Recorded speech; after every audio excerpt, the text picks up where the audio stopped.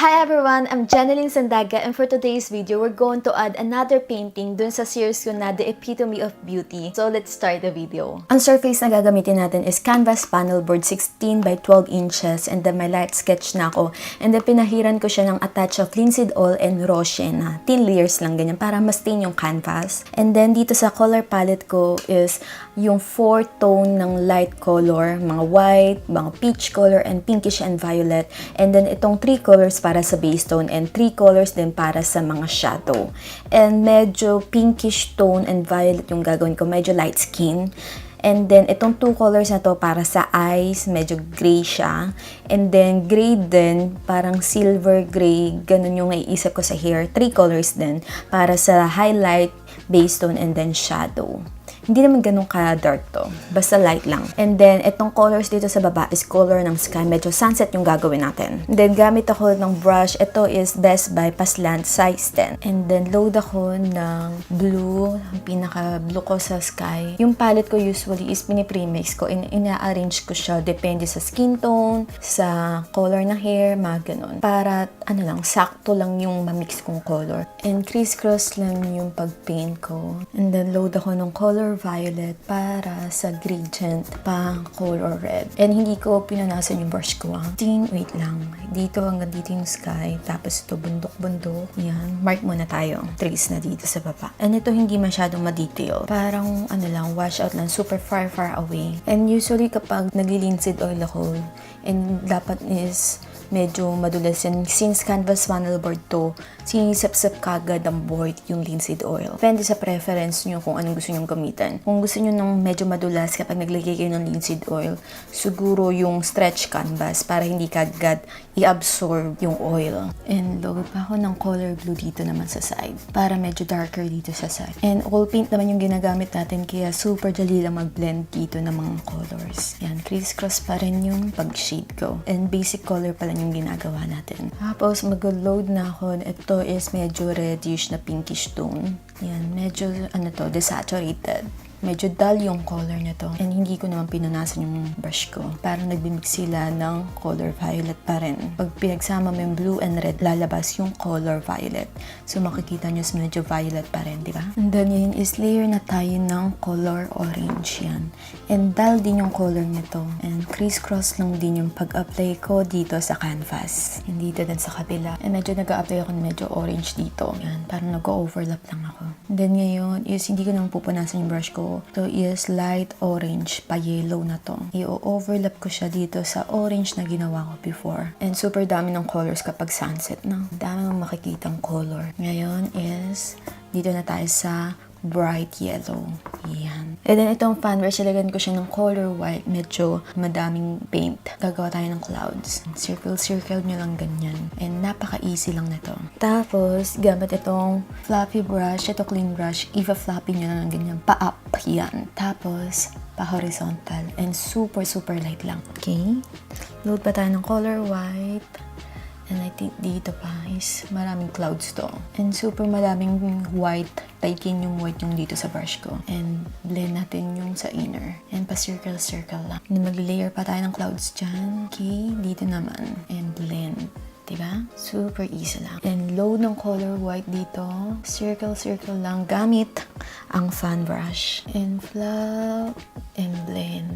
Super light. Gawa pa tayo ng clouds dito sa inner corner. Madaming clouds to talaga. Blend. Super simple lang. And then, titake ako ng color. Itong pinaka-darkest color ko. Ito is a touch of tail blue and red. And match blue to. Ganun lang. Timpla-timpla lang ng color. Tapos ngayon is gagawa ko ng mountain. And ito far away mountain. Kaya hindi super details yan. Parang shape lang na mountain yung cone na ganyan, di ba? And then, ilalighten natin yung pinaka-end na load tayo ng titanium white. Tapos, i-brush lang natin dito. Over nyo lang.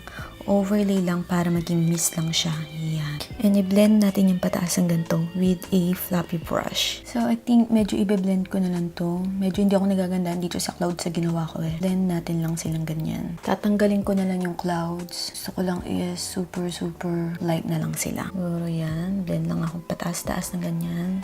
para mag-blend lang yung mga colors. Mas simple lang. Less is more na lang, diba? I think much better yun, diba? And depende talaga sa preference eh. And sometimes, meron akong plano, pero kapag ginagawa ko siya, ito, marami akong binabago, tweak, ganon. Para yung clouds is hindi super overwhelming. So, tuloy na natin to. Is gagawa lang ako dito ng pine trees gamit ang fan brush. Lagay muna ako ng stick dyan. And ginawa kong horizontal yung brush. Tapos, load ako ng mga other tone. Yan. Para may variant lang sila. And dito na tayo sa face niya. Ang gagamitin kong brush is itong pointed, medyo maliit to, Van Gogh na zero size. So, unahin natin dito sa around the eye. And gamit ako ng much darker color. Ito yung parang violet tone. Ilaline ko yung eyelid niya. And dito rin sa isa. Load ako ng medyo pinkish tone. And medyo light skin tone yung gagawin ko. And honestly, wala pa talaga akong particular na skin tone na ginagawa per piece. Parang nag-experiment ako bawat piece ng skin tone. And pinupunasan ko dito sa hand towel yung brush kada load ko ng mga pink para hindi masyadong muddy. And parang ito yung mga base tone ko na dito. So load ako ng much lighter color para dito. Sa highlight, lagyan natin ng pinkish dito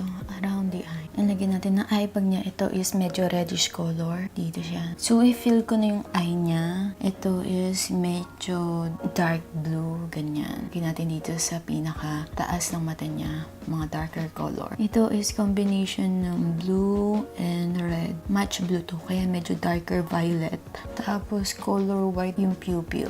Right now, bumubulong ako ha. Kasi medyo fine to, medyo maliit na details. Kasi kapag medyo malakas yung boses ko, medyo nauuga itong nagawa ko. Kaya bulong-bulong lang. And lagyan ko ng onting highlight dito sa baba. Yung iris niya. So, lalagyan ko na ng eyeliner. Ito much darker color ng violet. So, gamit akong filbert brush. Size 2. Ang tatak niya is Miclon. And ito is nabili ko sa Juvier. And usually, magamit ko naman kung nagtatanong kayo. Sa Juvier and National Bookstore ko lang binibili. And also, may malapit na National Bookstore sa amin eh. Walking distance lang talaga. Ayan is titanium white lang yan. Itong highlight. Tapos, mag-contour tayo ng nose. Lagyan din natin yung nose trim niya. And hindi rin ako gagamit ang black dito. Dark violet. Yan. And then, gagawin ko rin yung sa bibig niya. And depende, napaka-random lang din kasi ng ginagawa ko eh. Ito is darker color.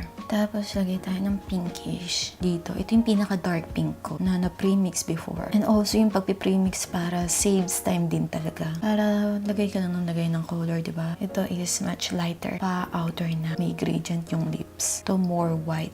Kaya masyadong opaque na ganito. Inspired by Korean tong lips niya. And sa pisngi na tayo. And mga super light lang talaga to. As in, super light. And mga pinkish tone. So, load ako na tong pinaka-base tone ko. Ito yung pang-outline ko dito. Ito, contour na natin yan. Contour and blush. Ito is much white. Tapos, a touch of flesh. And lagyan natin ng color violet. Dito sa pagkatapos ng eye bag niya. Yan. Para skin variation lang din. Load tayo dito ng violet.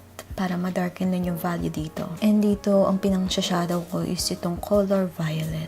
Ito is light flesh. Tapos, nalagyan ko ng touch of titanium white. Para maging ganito siya ka-light and opaque. Ito yung base tone natin dyan. Tapos, dito around dito sa baba is medyo darker color. Pinaka-dark sa palette ko. May muscle.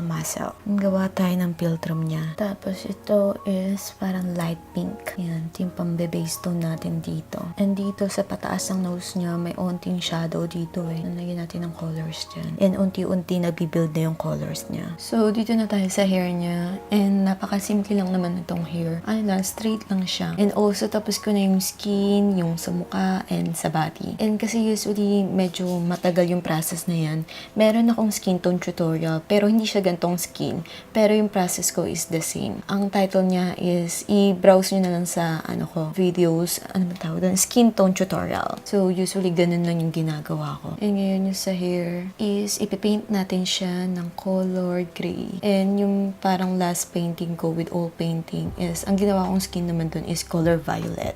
And iniisip ko dito dapat is, lalagyan ko siya ng parang sungay ng reindeer. Parang iniisip ko rin dito sa concept is, gusto ko yung hand niya is parang may blood flow. Pose ng kamay niya is parang ni-reference ko dun sa painting ni Leonardo da Vinci. Yung nakaganon siya. Para makagawa ka lang ng gray is imimix mo lahat ng color. Mga blue, yellow, red, yun. Basta may tatlong primary color, magbimix yun is color gray. Tapos, lagyan mo lang ng color white para yung lightness ng color gray. So, yan, lalagyan na natin siya ng drip ng blood.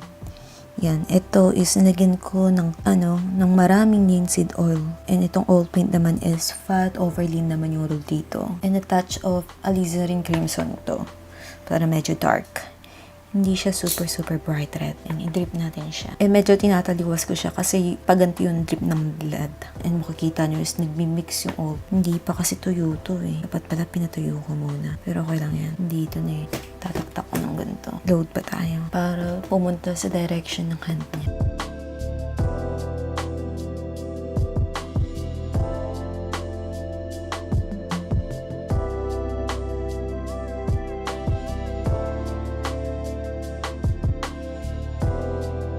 Kindly support me by liking this video, subscribe to my YouTube channel at click mo yung bell beside the subscribe button to notify you whenever I upload in new videos. Sa Facebook, Genelyn Sandaga at click mo yung see first. Sa Twitter, Genelyn Sandaga as well at sa Instagram, Genelyn_Sandaga. So yun lang.